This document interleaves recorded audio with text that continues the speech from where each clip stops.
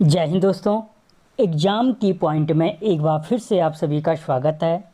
दोस्तों एनसीईआरटी सार संग्रह के अंतर्गत आज हम इस वीडियो में बात करेंगे नदी, जलप्रपात एवं झीलों से संबंधित जितने भी मोस्ट इम्पॉर्टेंट क्वेश्चन हैं उनको एक्स्ट्रा फैक्ट के साथ समझने की कोशिश करेंगे। दोस्तों अगर आप चैनल पर नए हो, आपने अभी तक चैनल को सब्सक्राइब नहीं किया है तो प्लीज़ सब्सक्राइब कीजिए। वीडियो अच्छा लगे तो लाइक और शेयर ज़रूर करना। तो देखते हैं दोस्तों, आज का जो पहला क्वेश्चन है, निम्न में से कौन नदी ज्वारंद मुख बनाती है। तो दोस्तों जो ये नदियां हैं इनमें से जो ज्वारंद मुख का निर्माण करती है वो है ताप्ती नदी। कौन सी नदी? ताप्ती नदी। दोस्तों याद रखना, जो भ्रंश घाटियों से बहने वाली नदियां हैं वो क्या करती हैं कि समुद्र में मिलने से पहले एक ज्वार का निर्माण करती हैं, ज्वार के मुख का निर्माण करती हैं। ठीक है, जैसे ही मैं ताप्ती नदी कहा मैंने, तो ताप्ती नदी भ्रंश घाटी में प्रवाहित, अगर पूछा जाए निम्न में से भ्रंश घाटी में प्रवाहित होने वाली नदी कौन सी है, क्या बोला मैंने कि भ्रंश घाटी में प्रवाहित होने वाली नदी, तो फिर भी आंसर हो जाएगा ताप्ती नदी। ठीक है, और दोस्तों अगर पूछा जाए कि ताप्ती नदी कहाँ से निकलती है, तो मध्य प्रदेश के बैतूल जिले से निकलती है। ठीक है, और याद रखना मुल्ताई पहाड़ी से निकलती है। अगर पूछा जाए किस पहाड़ी से निकलती है ताप्ती नदी, तो मुल्ताई पहाड़ी से निकलती है जो सतपुड़ा पर्वत श्रेणी की है। ठीक है, अगला क्वेश्चन, निम्नलिखित में से किसे लेक डिस्ट्रिक्ट के नाम से जाना जाता है। दोस्तों जो लेक डिस्ट्रिक्ट के नाम से जाना जाता है उसे जाना जाता है नैनीताल को। किसको? नैनीताल को लेक डिस्ट्रिक्ट के नाम से जाना जाता है, क्योंकि इसके चारों तरफ क्या है, झीलें, झीलों से घिरा हुआ है कौन? नैनीताल। ठीक है,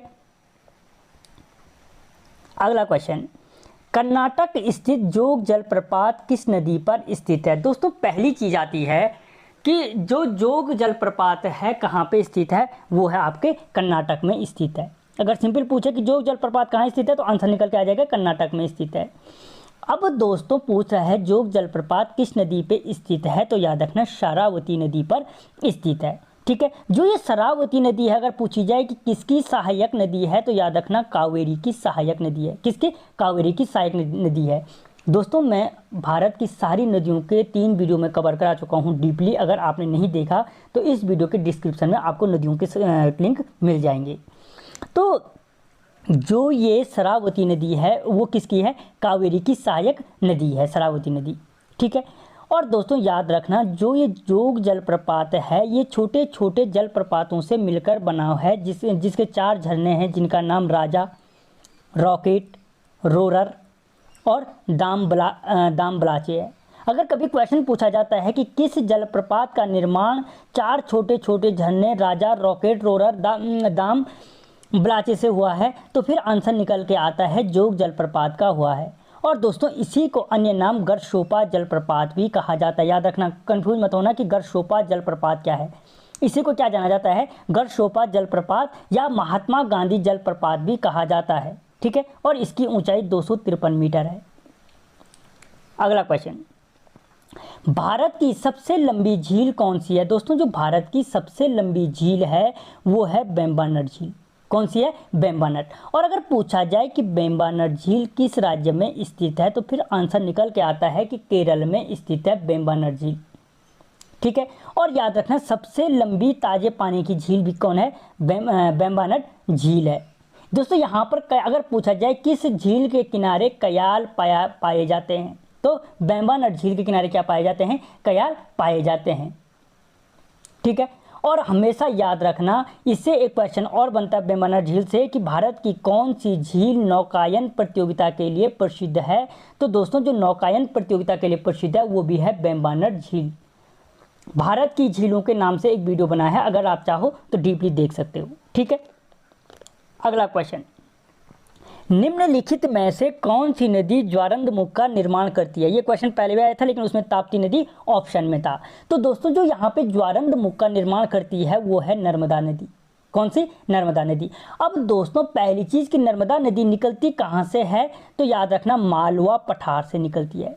कहाँ से? मालवा पठार से निकलती है। और मालवा पठार के जो अमरकंटक की पहाड़ियाँ हैं उन अमरकंटक की पहाड़ियों से निकलती है। ठीक है, पूर्व से पश्चिम की ओर प्रवाहित होती है। अगर पूछा जाए कि निम्न में से कौन सी नदी पूर्व से पश्चिम की तरफ प्रवाहित होती है, तो फिर आंसर हो जाएगा नर्मदा नदी होती है। कहाँ गिरती है? तो अरब सागर में खंबात की खाड़ी में गिरती है। ठीक है, और मुख्य रूप से मध्य प्रदेश, महाराष्ट्र और गुजरात राज्यों से होकर बहती है। अगला क्वेश्चन, मध्य भारत से निकलकर गंगा यमुना में मिलने वाली नदी है। दोस्तों वो कौन सी नदी है जो मध्य भारत से निकलती है और गंगा यमुना में मिलती है?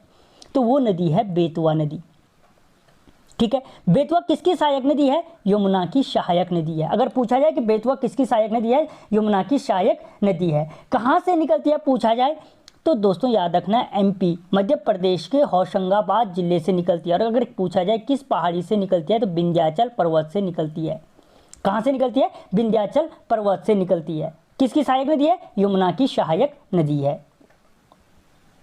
अगला क्वेश्चन, बंगाल का शोक निम्नलिखित में से किस नदी को कहा जाता है? दोस्तों जो बंगाल का शोक कहा जाता है वो कहा जाता है आपकी दामोदर नदी को कहा जाता है।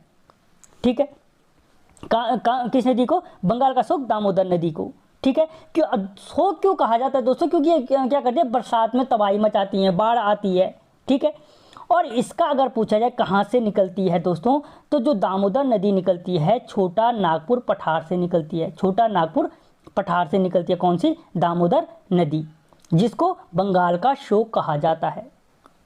अगला क्वेश्चन, प्रायद्वीप भारत की सबसे लंबी नदी है। दोस्तों जो प्रायद्वीप भारत की सबसे लंबी नदी है वो कौन सी नदी है? तो वो है गोदावरी नदी।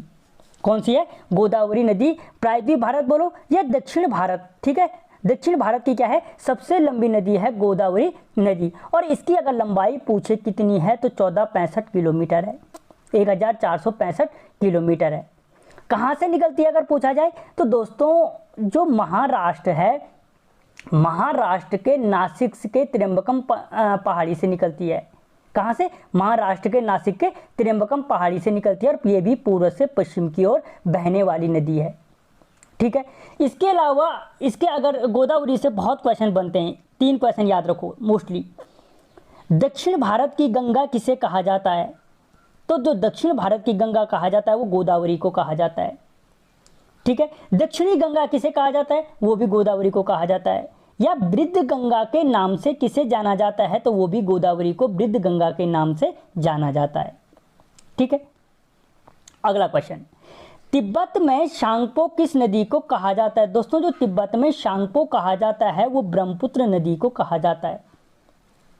ठीक है, कहाँ से निकलती है ब्रह्मपुत्र नदी? तो तिब्बत से निकलती है। कहाँ से निकलती है? तिब्बत से निकलती है ब्रह्मपुत्र नदी। तिब्बत में इसको क्या कहते हैं? शांगपो नदी के नाम से जाना जाता है। किस नदी के नाम से? शांगपो नदी के नाम से जाना जाता है। ठीक है, और भारत में ब्रह्मपुत्र नदी के नाम से, बांग्लादेश में जमुना के नाम से जाना जाता है। ठीक है, ये अलग अलग नाम याद रख लो। अगला क्वेश्चन, निम्न में से 2 भारतीय राज्यों की सीमा पर स्थित झील है। दोस्तों इनमें से वो कौन सी झील है जो 2 भारतीय राज्यों की सीमा पर स्थित है? तो दोस्तों वो है पुलिकट झील। कहाँ पे? पुलिकट झील। अब यहाँ पे एक चीज़ आप डाउट हमेशा क्रिएट करते होंगे कि जो पुलिकट झील है कुछ किताबों में आंध्र प्रदेश देखने को मिलता है, कुछ किताबों में तमिलनाडु देखने को मिलता है। सच्चाई ये है कि जो ये पुलिकट झील है ये आंध्र प्रदेश और तमिलनाडु की सीमा पर स्थित है। इसका 97% भाग क्या है? आंध्र प्रदेश में स्थित है, जबकि 3% भाग क्या है? तमिलनाडु में स्थित है। ठीक है, और याद रखना भारत की दूसरी सबसे बड़ी खारे पानी की झील अगर पूछा जाए, सबसे बड़ी खारे पानी की दूसरी झील पूछी जाए तो ये कौन है? पुलिकट झील। और दोस्तों अगर पूछा जाए कि हरिकोटा द्वीप, ठीक है, पूछा जाए कि पुलिकट झील और बंगाल की खाड़ी को कौन अलग करता है, कि क्या क्या बोला मैंने?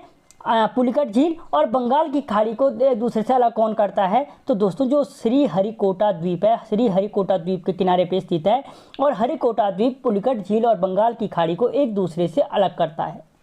ठीक है, अगला क्वेश्चन, प्रायद्वीप भारत की निम्न में से कौन सी नदी अरब सागर में नहीं पहुंचती? दोस्तों प्रायद्वीप भारत की वो कौन सी नदी है जो अरब सागर में नहीं मिलती है, बाकी सारी अरब सागर में मिलने वाली नदियां हैं? तो वो है कावेरी नदी। कौन है? कावेरी नदी। कि जो प्रायद्वीप भारत में से जो कुछ मैंने कहा था कि पूर्व की और कुछ पश्चिम की ओर प्रवाहित होती हैं, दोस्तों याद रखना इनमें महानदी, गोदावरी, कृष्णा, कावेरी पूर्व की ओर प्रवाहित होती है। अगर पूछा जाए कि प्रायद्वीप भारत की पूर्व की ओर प्रवाहित होने वाली नदी कौन कौन सी हैं? तो याद रखना, महानदी हो गई, गोदावरी हो गई जिसे मैंने वृद्धगंगा कहा था अभी थोड़ी देर पहले, कृष्णा हो गई, कावेरी हो गई। ये नदियां क्या हैं? पूर्व की ओर प्रवाहित होती हैं। ठीक है, जबकि नर्मदा और तापी पश्चिम की ओर प्रवाहित होती है। ये दोनों मोस्ट इंपॉर्टेंट है, नर्मदा और तापी। पूछा जाता है कि प्रायद्वीप भारत की वो कौन सी नदियां हैं जो पश्चिम की ओर प्रवाहित होती हैं, तो आंसर निकल के आता है नर्मदा और तापी, दोनों में से एक ऑप्शन में होगा। ठीक है, कावेरी कहाँ से निकलती है? कर्नाटक के ब्रह्मगिरी पहाड़ी से। ठीक है, अगला क्वेश्चन। अब मैं ऊपर एक क्वेश्चन आया था दोस्तों, ये कयाल का कयाल पाए जाते हैं यहाँ पर। तो दोस्तों कयाल है क्या?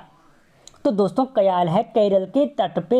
ये क्वेश्चन आ चुका है कि केरल के तट पे जो लैगून पाए जाते हैं वो किस नाम से जाने जाते हैं? तो आंसर था कयाल। अब यहाँ पे पूछा है कयाल क्या है, कि जो केरल के तट पे जो लैगून पाए जाते हैं वो क्या कहलाते हैं? कयाल कहलाते हैं।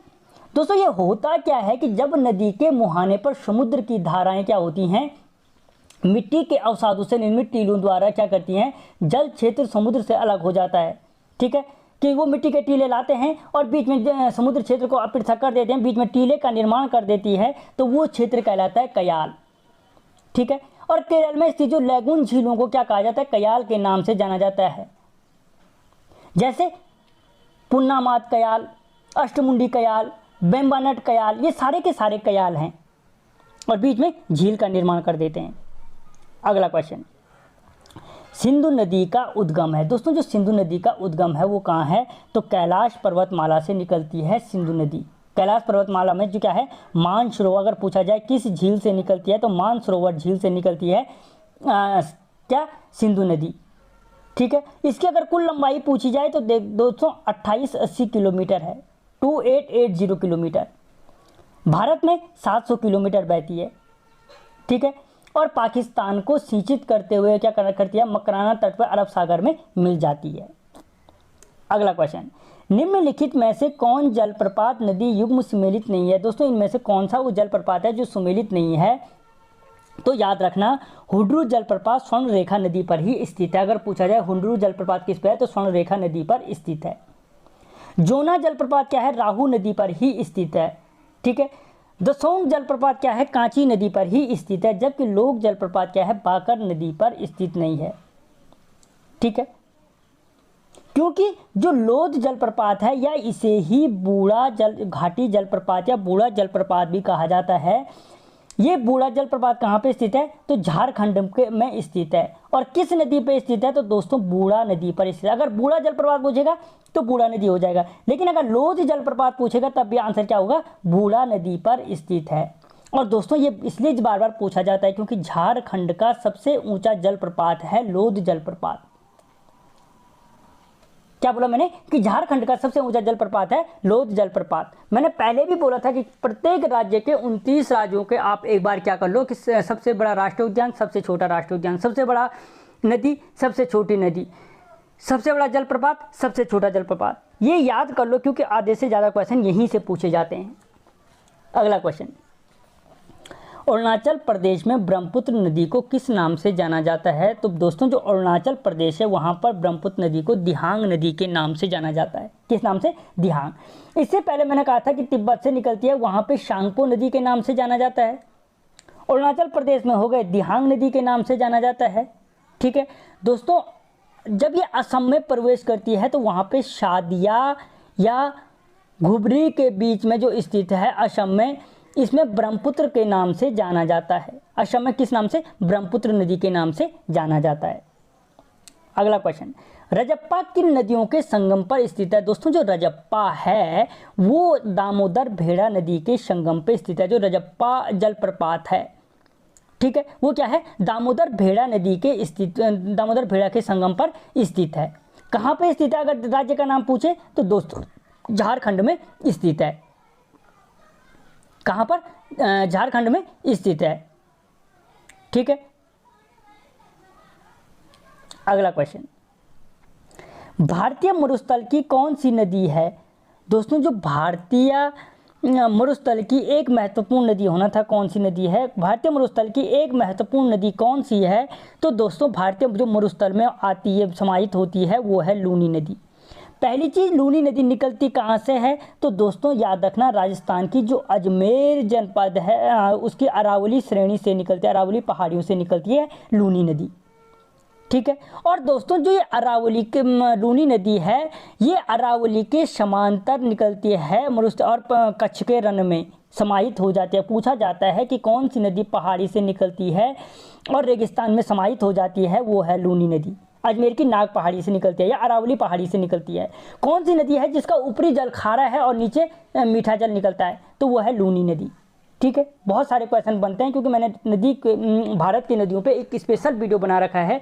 अगर आपने देखना चाहो तो इस वीडियो के डिस्क्रिप्शन में मैं आपको भारत की नदियों के नाम से लिंक दे दूंगा। अगला क्वेश्चन, सिंधु की एक सहायक नदी जो हिमाचल प्रदेश से होकर बहती है। तो दोस्तों सिंधु की एक सहायक नदी है जो हिमाचल प्रदेश से होकर बहती है, वो है दोस्तों सतलुज नदी या सतलज नदी। ठीक है।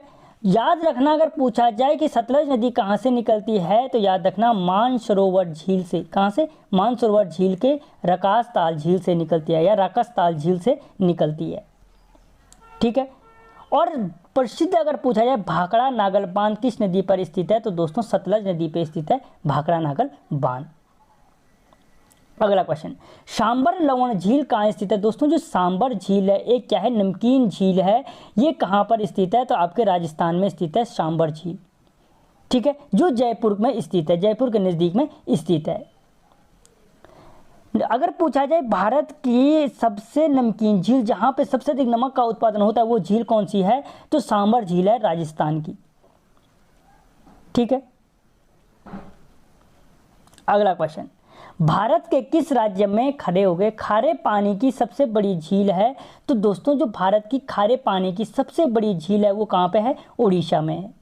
ठीक है। जिसका नाम क्या है? चिल्का झील है भारत की सबसे बड़ी खारे पानी की झील। ठीक है।